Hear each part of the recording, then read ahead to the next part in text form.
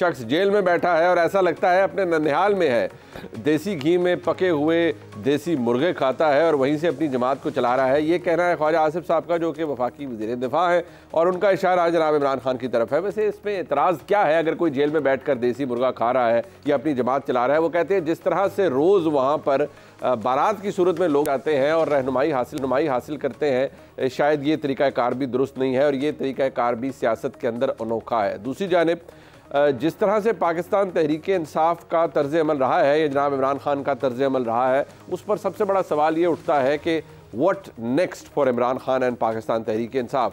उनके फ़ैसले, उनके मामलात में गलत फ़ैसले भी सामने आए, उनके गलत नतीजे भी सामने आए, लेकिन पाकिस्तान तहरीक इंसाफ बहसीत जमात अभी भी अपनी जगह मौजूद है। कोई ये कहता रहे कि लीडरलेस जमात है, जमात का नाम कोई नहीं है, पता नहीं कौन सी जमात है, लेकिन जमात अपनी जगह मौजूद है और उस जमात के वोटर ने भी साबित किया कि वो अपनी जमात के साथ यानी इमरान खान के साथ खड़े हुए हैं आज भी। इमरान खान कहते हैं कि आर्टिकल 6 लगना चाहिए उन लोगों पर जिन्होंने 2024 के अंदर जो इलेक्शन हुए उनमें मैंडेट चोरी के अंदर मददगार साबित हुए, उनके खिलाफ ये काम होना चाहिए। साथ ही साथ उन्होंने ये भी कहा कि अगर EVM होती तो इलेक्ट्रॉनिक वोटिंग मशीन आ जाती तो फिर ये धांधली का मामला 5 मिनट के अंदर हल हो जाना था।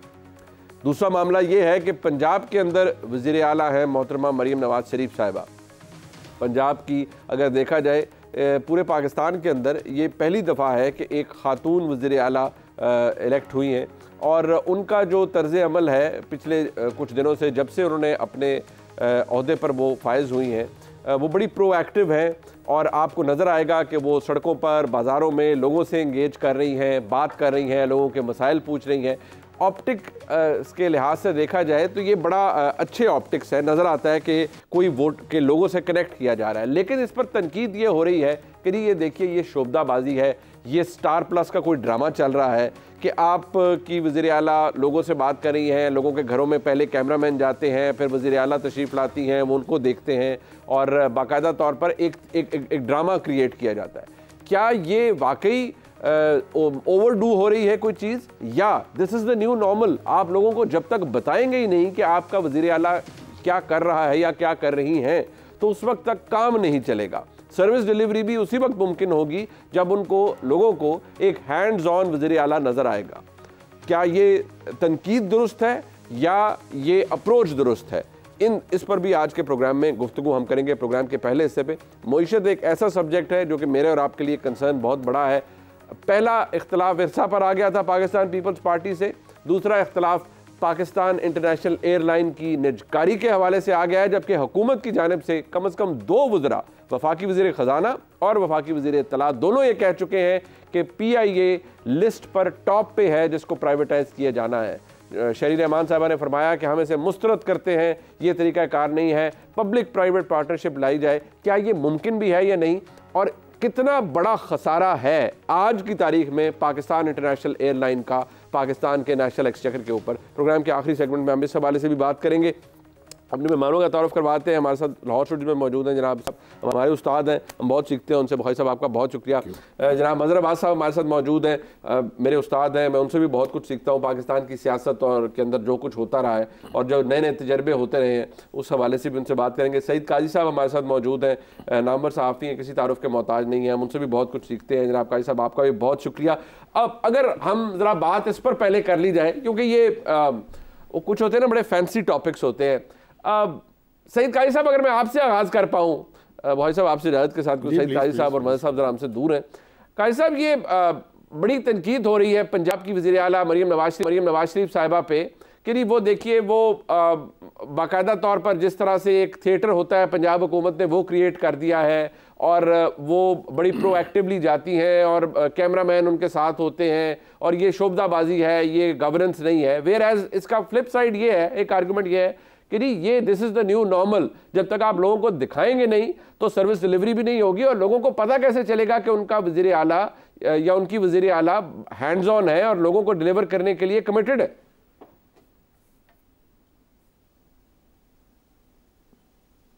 काजी साहब देखिए, जो तनकीद बराए तनकीद है और बिला वजह ढूंढना जिसे तनकीस कहते हैं वो तो नहीं होनी चाहिए।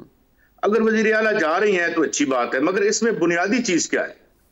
बुनियादी बात यह है कि हम एक ऐसे अहद में कदम रख चुके हैं कि जहां पर जो ऑप्टिक्स हैं सिर्फ उनसे काम चलेगा नहीं, और दूसरी जो पंजाब गवर्नमेंट हो या और जो सिंध या दूसरे जो सूबे हैं, प्रॉब्लम यह है कि बिजली की कीमत पंजाब में, लाहौर में नहीं बढ़नी, बिजली की कीमत इस्लामाबाद में और पीटी इस्लामाबाद में बढ़नी है और उसका इम्पैक्ट आगे आना है।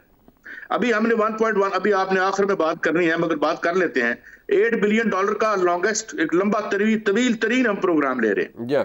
पिछली चीजें हमने कर दी, कीमतें बढ़ा दी। अब सवाल यह है कि ये तो बहुत अच्छी बात है, वो स्कूल में जा रही हैं, वो ये मैं इसे पॉजिटिव ही समझता हूं, मगर अल्टीमेटली ऑप्टिक्स से काम नहीं चलेगा, डिलीवरी से चलेगा।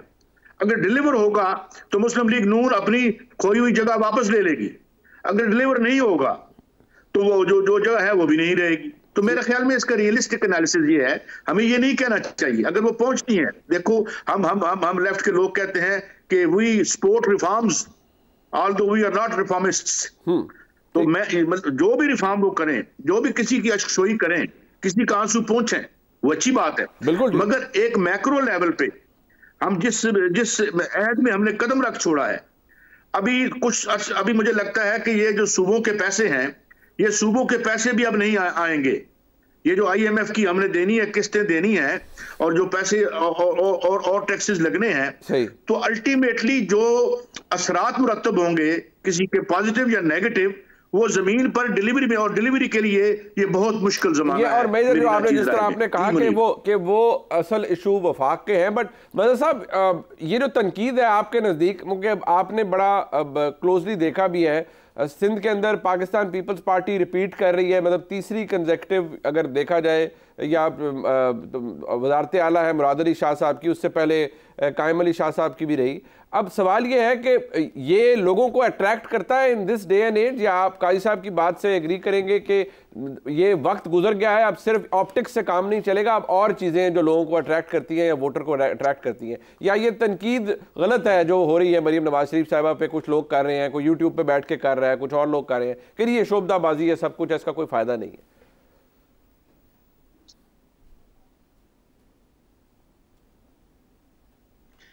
शुक्रिया मुनीब। देखिए, एक चीज़ तो वो होती है, ऑप्टिक्स इम्पॉर्टेंट होते हैं हमारे यहाँ। ऑप्टिक्स दो तरह के होते हैं। एक ऑप्टिक्स ये है कि आप ऑप्टिक्स में दिखावा नहीं होता, तो अगर वो कोई काम कर रही हैं तो उसमें बहुत ज़्यादा दिखावा नज़र नहीं आना चाहिए। इसलिए कि मैं अगर लंबी चौड़ी गाड़ियों में बैठ के किसी बाज़ार का दौरा करूँ तो आप जितने भी जाके मिलें वो ऑप्टिक्स ही गलत होंगे, वो ऑप्टिक्स सही नहीं होंगे। हाँ, आप बिल्कुल अपनी एक गाड़ी उठा के निकल जाएं, ज़्यादा एक पीछे एक गाड़ी हो प्लेन क्लोज की, और आप घुस जाएं बाज़ारों में, और बाद में किसी को पता चले कि हाँ चीफ मिनिस्टर आया हुआ है या आई हुई हैं, और वो कैमरे लेके पहुंच जाएं, वो एक अलग चीज़ होती है।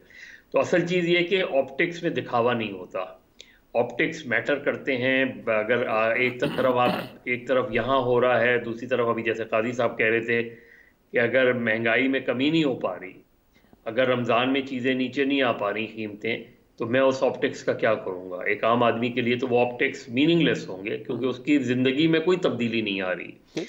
ऑप्टिक्स दूसरी तरीके से भी होती हैं। एक ऑप्टिक्स वो थी कि इससे पहले 70 से पहले एक एलीट क्लब था हमारा, कि हम क्लब्स में या बाज़ारों में हम पैंट शर्ट पहन के जाया करते थे।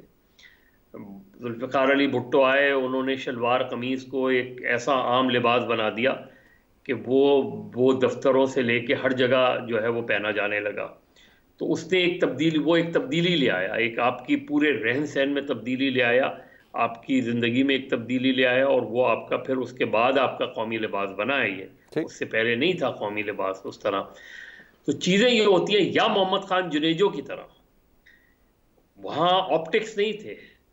मोहम्मद खान जुनेजो ने कोई ऑप्टिक्स नहीं किए, उन्होंने सीधा सीधा कहा कि जी सब के सब छोटी गाड़ियों में बैठेंगे, वजीर आजम से लेके कोई ब्यूरोक्रेट हो या कोई जनरल हो, सब इतनी 18 सीसी या उसकी गाड़ियों में बैठेंगे, इससे ज़्यादा की गाड़ियों में नहीं बैठेंगे।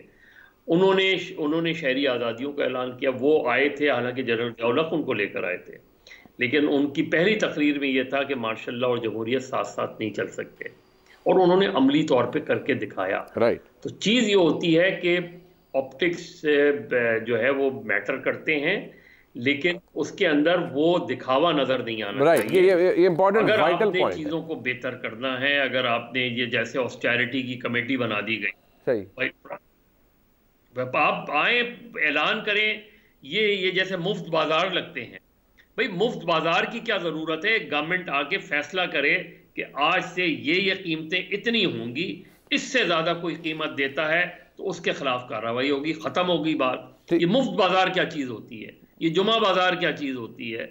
ये हफ्ता बाजार, इतवार बाजार क्या चीजें होती हैं कि जी यहाँ सस्ती चीजें मिलेंगी? भाई सस्ती चीजें मिलनी हैं और सस्ती चीजें अवेलेबल हैं। पंजाब की वज़ीर आला ने कहा, पंजाब की वज़ीर आला ने रिसेंटली कहा गवर्नेंस की मिसालें होती हैं कि पंजाब के अंदर तो या ओवरऑल प्राइस कंट्रोल का कोई मैकेनिज्म नहीं है, शायद अब वो बनाया जा रहा है।